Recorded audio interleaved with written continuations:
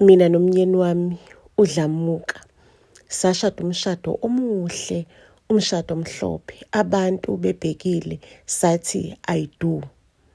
Ayike emva kwaloko ngahamba ngaya emakhaya ngayokotiza. Cela ukukutshela ukuthi ngangikotiza from the bottom of my heart because ngangifuna ukubanikeza ubest walomuntu lo enguyena. Ngibashiye vele begculisekile before ngihambe ngibuyele edolobheni ukuyohlala nomyeni wami. Shukuthi ngelinye ilanga ke ngawasha ikhindi zami zangasese amadilozi phela ngawanika ke khona laphayana ke kulayini wasemzini. Ngangiloko ngiwasha impahla zamamizala ngadedicate usuku lokuthi ngiwashe nje ikhindi zami zangasese ngingayihlanganisi newashing yamuntu kulayini. Ayike zakela ke zagcwala ulayini. Inkinga iqale lana ke mangabe kuukuthi sesibuyile emadolobheni manje sesiside isikhathi sishadile siyazama ukuthola umntwana kodwa umntwana dololo akaqhamuki. Odokotela basitshela ukuthi ayikho into wrong, yonke into ihamba kahle, yonke into right, kodwa nje umntwana bekangaqhamuki. Bese ngifrustrated ke ngoba nasemsebenzini bese ngiphazamiseka because indoda yami ibisithi ifuna ukuthatha unkosikazi wesibili ngoba side lesikhathi sizama ukuthola abantwana singabatholi. Ifuna ukubona ukuthi mangasizami ithola unkosikazi wesibili angeke yini iqhubeze isibongo sakubo ekhaya koDlamuka. Ngangike ngikhale ngikhalela ukuthi nje angifuni ukuthi indoda yami ithathe unkosikazi wesibili. Kuthe ngelinye ilanga ke ngisachiphiza kanjalo ngiyizwa emnjunju, ngibuzwa ubuhlungu enhlizweni ukuthi kodwa uNkulunkulu wami mina ngenzeni ngoba ngenze yonke into accordingly ngayiphatha kahle, ngabe umfazi oqotho ngakotiza kodwa baba why uncintsha ingane. Ngisachiphiza nginjalo ngithole i-call from umamezala wami emakhaya. Ngangazi ukuthi vele uzongibuza into eyodwa ukuthi mntanami uphi umntwana, ngiyaguga manje ngifuna ukugona umzukulu wami. Ayumamezala angitshela ukuthi mntanami angikho right empilweni, ngiyagula futhi ngigula kakhulu, ngingadlula nanoma inini emhlabeni. Ngizocela ukuthi njengamanje usuke la ukhona ugijime uze la emakhaya ushiye indoda yakho ngemuva uze wedwa, kukhona okubalekile engifuna ukukutshela ikona. Ayike ngempela ke ngigijime ngifike emakhaya. Ayike mangabe ngifike emakhaya emva kokuxoxa nomamezala ngangikhala inyembezi, ngangikhalisa komntwana omncane ngoba umamezala wangitshela ukuthi ngalelanga nginike amadilozi wami wonke ngawakelisa agcwala ulayini, wantshontsha elinye lamadilozi ami waligqiba ndawana thizeni la wafike wathi angiligumbe khona, washo ukuthi ilona ledilozi ebelifihla or ebelivala ukuthi ngingabathola abantwana. Usiyangitshela umamezala ukuthi ulikhipha nje it's because usezodlula emhlabeni, ufuna ukuthi angikhulule afe kahle. Umamezala wayivala ngokuthi uzocela ukuthi ngingayitsheli indodana yakhe, umfana wakhe ngalolu daba because if ngeke ngamtshela i-case angeke ibe isariveseka. Ngizoqhubeka nje ngingabathola abantwana ngisho ngahlukana nendodana yakhe. So lento yedilozi kuzomela ukuthi ngiyigcine ibe imfihlo yami kuphela, ngingayitsheli umuntu. Family, before siqhubeke nestory sethu sicela ukunikhumbuza ukuthi siyathengisa ke laphayana ke imovie ebizwa ngokuthiwa Impi Yabomdabu isethunjini, imovie ethathele kwincwadi yakaMatikuletsheni ugrade 12 Impi Yabomdabu isethunjini. Ake sifunde ngesitayela ke bantakwethu, siyazi ukuthi incwadi Impi Yabomdabu isethunjini inkulu kakhulu kodwa ke sesivela nesakwenzela izinto zabalula nje, incwadi kwabalula ukuthi uyiunderstand. Mangabe kuukuthi interested ke ungayithenga incwadi Impi Yabomdabu isethunjini kuyona i-account yethu yase-Capitec ekhona la escreenini. Mase usendela i-proof of payment kwinamba yethu ye-WhatsApp, siyobe sesiyakusendela yona-ke imovie yethu. Please note ukuthi imovie yethu awukwazi ukuyisave on your phone futhi awukwazi ukuthi uyishare nabangani bakho, it's protected. Emva kokubuya vele emakhaya kwami ngivela nengikhulelwe sihlale isisu. Ngicela ukukutshela ukukhulela kwami, like I was so happy. I've decided ukuthi ngimxolele umamezala ngiyibeke ngemuva yonke le ndaba, since umamezala wangitshela ukuthi if ngayitshela indoda yami the case will be ngekisa-reverse-eke i-case izobuya ngingakwazi ngisho nokumzala umntwana, ngisho noma kuthiwa sengimkhulelwe. Ngimzale ngempela umntwana, indodana enhle. Like I gave birth to a beautiful baby boy. Like I was so happy. Nendoda yami nayo ibijabulile ngokunjalo. It was a beautiful moment empilweni zethu. Ayike ingane ikhule ingane. Kuthi mangabe ingane isila ko 4 years. Ayike ugogo emakhaya afonele undodana wakhe ukuthi hayi indodana akusahambi kahle la kumina. Ayimpilo ayikho ngempela, and sengihlala ngiwe ngiquleke omakhelwane bengibone ngiwile. Kube yikona nje ukuthi ubhuti wakho lengihlala naye lekhaya omncane uyamazi ke nawe ukuthi uyadakwa akafuna ukusebenza, ubuya bhokoze mina athatha ukudla ambo ukudla nosikhotheni bakhe, angiphuce kwamali yami empesheni ahamba ayoyiphuza. Ayikhalela impela umagogo ukuthi indodana yami angisahleli kahle ngempela lekhaya. Hake udlamuka wami alikhulume nami lo daba ukuthi hey uma ukhulela ukufa lapha emakhaya, ngicabanga ukuthi uma ngimlande azohlala nathi la, because besinanye i-backroom ke athi yabona leya backroom kuzobe i-granny's house. Ayike ngivume ke nami ngizothini indoda ifuna ukulanda uma wayo. Ake ngempela ugogo wabantwana abuye azohlala nathi nomnyeni wami la ekhaya. Ake mangabe efikile kugogo nje bekayiphethe kahle edlala ku-backroom yakhe, athi ucela kube yithina esiza kuyena, yabona akafuna ukuba ngetraffic endlini, akafuni nje ukusihlupha, ufuna sikhululeke kahle njengomndeni. Sho ukuthi ingane yami ibimthanda ugogo wayo, ibivela niye lapha ngisho noma kuthiwa isibuye esikoleni, because ibifunda i-crash by that time. Iqale gogo before ingene endlini mangabe yehlika nje emotweni. Kwathi umntwana wami mangabe eseno 6 years waqala manje wabheja amehlo ababomvu, waba umntwana onenkani, umntwana ongalaleli, umntwana nje ongakhuzeki. Hayibo sathi sisababaza lokho. Wathi mangabe seno 8 years, after 2 years eseno 8 years, umntwana wami kwaqala manje kwabe ngathi umntwana okhubazekayo, yabo. Engathi nje umntwana okhubazekayo, engathi umntwana okhubazekayo engqondweni, yabona. Nje waqala nje umntwana wamakhubazeka. Mengiya kodokotela, odokotela kucaca ukuthi ayikho into abangangisiza ngayo. Waphuma umntwana wami esikoleni. It's when ngasuspect ukuthi hayi lento le inogogo wakhe. Ngahamba endlini ngapheka ukudla, nga-invite ugogo wakhe ukuthi hayi ake sizohlala etafuleni njengomndeni sidle sonke.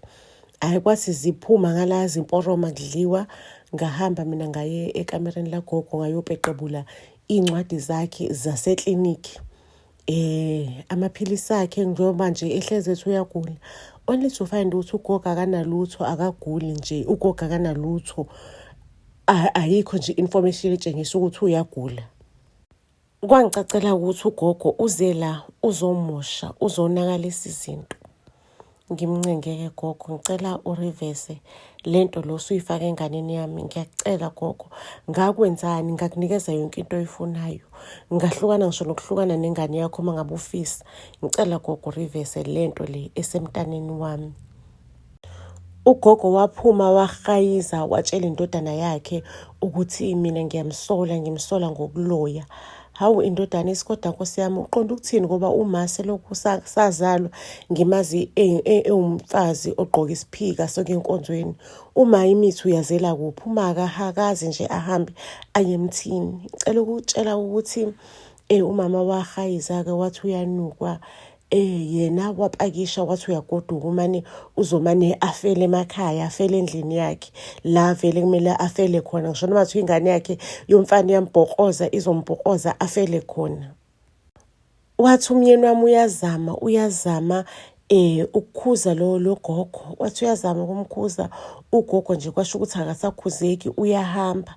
Wesekwazi ngisho nokurequesta kugogo i-Uber, beyangasalindi ukuthi mhlawumbe uzomgodukisa, mhlawumbe umise emakhaya, cha, wayerequestela yena ngokwakhe. Thina sabona sekuma imoto egeyithini welayisha imithwalo, ugogo esequdulile engakhulumisa umuntu, wagoduka wayiyela emakhaya. Kwaba khona ingxabano encanyana phakathi kwami nomyeni wami, isiphithiphithi impela. Esho umyeni wami ukuthi kunini ngikutshela ukuthi umlomo isona sithi edlula zonke izitha, umlomo uyabulala, umlomo uyabhidliza. Ngakutshela ukuthi wakho umlomo kumele uwusebenzisele ukwakho, ungawusebenziseli ukubhidliza. Awubheke manje ubudlelwano obuhle phakathi kwami noma sebomoshakele, bonakele. Hayi ngempela-ke umyeni wami ahambe, athi uzoke ahambe aye emakhaya ayobheka isimo sikama wakhe. Ngisale nomntanami. Sho ukuthi into engayinothisa mangabe ngisele nomntana wami, ekuseni njalo besithina mangabe sivuka umntanami ulele ukhathele, uthe janjalazi ukhathele, njalo ekuseni ukhathele. Ingiphathe kambi-ke lento, ingiphathe kambi. Ngimyise kodokotela ngi-check ukuthi yini le enjanjani, ngimyise enkonzweni athandazele because thina besabantu besonto, abantu abasindisiwe, abantu abakholwayo, nasenkonzweni bamthandazele. Kodwa nje umntanami ingayeki le ndaba yokuthi njalo ekuseni uvuka ekhathele. Ayike sho ukuthi-ke abuyeke umyeni wami emakhaya. Surprise, surprise, surprise. Ubuye noma wakhe, usemncenge kwancinge kuma wakhe, because uma wakhe uyagula le emakhaya, akakwazi ukuthi ayinakekele. Umyeni wami wamncenga waze wabuya uma wakhe. Ake uma wakhe-ke akashoni, yabo, ulokhu egulile njalo. Yabo maqhamuka indodana yakhe ugula kakhulu. Mangabe indodana yakhe ingekho, umama uyasala adelela ngidelele. Isiyangifrustrate-ke yonke le ndaba. Iyangifrustrate kakhulu. Ngize ngithole i-plan yokuthi ngigqoke ikhamera encanyana la esiphikeni ukuze uma wakhe engathi nje into inkenojana, uma wakhe arekhodeke mangabe sengidelela etshengisa ukuthi akaguli. Ngicela ukunitshela ukuthi lo Clever kaGalakajana uma wakhe wayibona yonke nje lento le iqhamuka. Avela nangangideleli mangabe ngigqokile lonto. Angiphathi kahle umntanami, Nkosi yami. Awu, ngangazi ukuthi ziyofika le zinsuku zokuguga ukuthi Nkosi yami sengidiphendela kunina. Ngiyabona nani nithandani bakithi eyisencane nisazama ukuthi nakhe ekhaya lenu, nasi nesalukwazi esinukayo sesiyaphazamisa khona le ekhaya. Labhuntsha lafeyila lo plan lami. Ingane ayiyekile ukukhathala ebusuku, iyakhathala. Ngicela ukunitshela ukuthi uMamezala kwathi ingane yamabi sino 21, ithweni uMamezala-ke besegulela ukufa-ke esebuthwa nezibi. Wangitshela kuMamezala ukuthi hayi mntanami ngiyaxolisa, watshela mina nendodana yakhe, wasichaza isimo, washo uyaxolisa ukuthi ngesenzo asenzile ingane yethu uyena wayimosha umqondo. Ebusuku bekayithatha ahambe ayothakatha omakhelwane bakhe abasendaweni, because ubuye la ngoba bekanukwa endaweni ngokuthi uyathakatha ingakho ezohlala la. So manje yena ukuthakatha bengayekeki, ubesesebenzisa lengane ukuthi noma engekho eduzane aqhubeke athakathe afeze inhloso zakhe nezinjongo zakhe zokuthi athakathe endaweni. Ukuthi uma bethakathelani bekumnikeza yiphi imali lokuthakatha. Athi manje just i-pleasure ukuthi abantu bahluphekile, abantu mengabe beprogress empilweni, mina ngiyabavimbela ukuthi baprogress ini. Awuchaze ukujula nokuba deep komona wakhe ukuthi kungakanani. Azahlambuluke nendaba yephenti ukuthi bekabona ukuthi indodana yakhe isizofocusa kakhulu kumndeni wayo mangasithola abantwana. So yena bekafuna ukuthi indodana yakhe hlezi kuyena unumber 1 kuyona, igade yena kuphela. So wavimba ngokuthi unkosikazi umakoti eshomini ukuthi ngabathola abantwana. Kwathi la eseqala ukusolwa nokunukwa endaweni, inyanga yamyala ngokuthi hayi hamba uyogubha lela phenti uxolise kumnikazi walo. The only time azokwazi ukuzala it's when uxolisa ukhali uyithobe kuyena, al accept uxolo lakho, angatsheli umuntu kube imfihlo yenu nobabili. uyasho ukuthi isizathu sokuthi amvumele ukuthi athole umntwana ukuthi azale mase sebenzisa lo mntwana-ke because uzobe negazi lakhe lo mama lo asebenzise lo mntwana ukuthi kube uyena-ke oseqhubeka nemikhuba yokungcola aqhubeke la umama wegcine khona. After 21 years umntwana wethu wakhubazeka ngokwengqondo. Ngicela ukukutshela ukuthi emva kokuthi umama ezala akhuluma iqiniso, umntanami kwakungathi uvuka ebuthongweni obudiphu, engathi uvuka ebuthongweni obujulile. Uyayibuza ukuthi hayibo ngoba mina ngiyikhumbula ngisafunda grade 1 grade 2 angikhumbula emva kwalokho ukuthi kwenzakalani, what happened. Ukuphaphama komntwana wami kwaba ukushona kwesalukazi umama kamyeni wendoda yami. Wenze njani mangabe uyithola usesimweni esinje? What do you do if uyithole esimweni esifana nalesi? Umntanami-ke ingqondo yabuya ngokuphelele, waqala-ke manje samfundisa noma esemdala because umntwana wami vele bekumntwana osmart, ohlakaniphile. Wabuyela nje kulesa simo sakhe ube umntwana omnene onothando osithandayo thina njengabazali bakhe. Ngicela ukunitshela ukuthi umntanami wakhula waqhubeka waphila nje kwabe ngathi akukaze kwenzakale lutho. Yize-ke impilo zethu nazo beyikhubazekile. Kodwa-ke safocus ukuthi njengomndeni sifuna ukufocus kokungcono.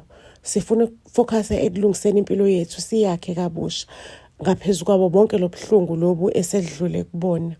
Ayike kwaba mnandi emndenini mangabe sizama ukuhamba ama-therapy, sizama ukuthi sifocus ekubeni nempilo engcono nempilo ejabulile. Ngizoyibeka lapho kwanamhlanje indaba yethu isiyolala ibonene etoreni ezilandelayo.